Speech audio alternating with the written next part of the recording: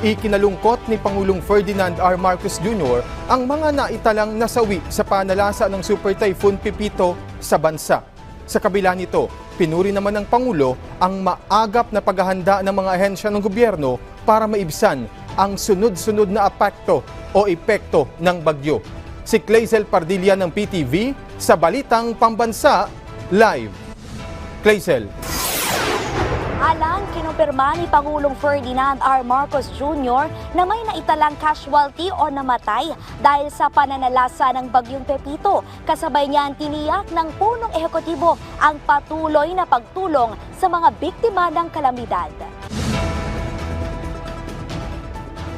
Malungkot na inihayag ni Pangulong Ferdinand R. Marcos Jr. ang naitalang casualty dahil sa paghagupit ng Bagyong Pepito.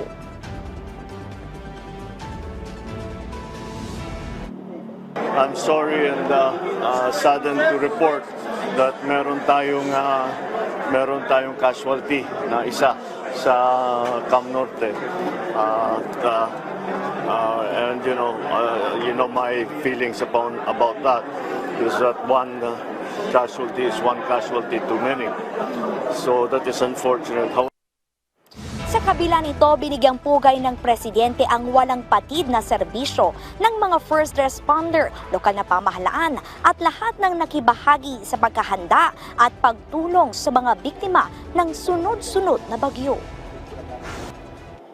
I still would like to congratulate, kailangan pasalamatan natin lahat ng mga first responder, yung mga LGU, lahat ng mga nagtatrabaho na pang-anim na nila. Ito, I'm sure that they are exhausted.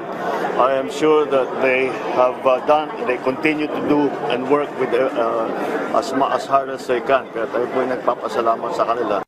Ng Pangulo ang mga taong nakiisa sa pamahalaan para mapigilan ang matinding pinsala ng Bagyong Pepito. Tiniyak ng presidente ang patuloy na rescue at relief operation.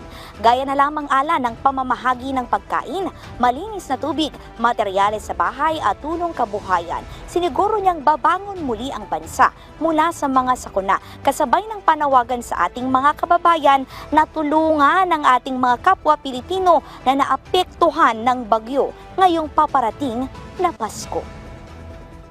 Sana naman, pagkadating ng Pasko, tayong mga Pilipino, alalahanin naman natin ang mga ating mga kababayan na kahit papaano na sinasalanta at kahit papaano sana yung ating sanang gawing papamasko, pamahaginan natin sa kanila.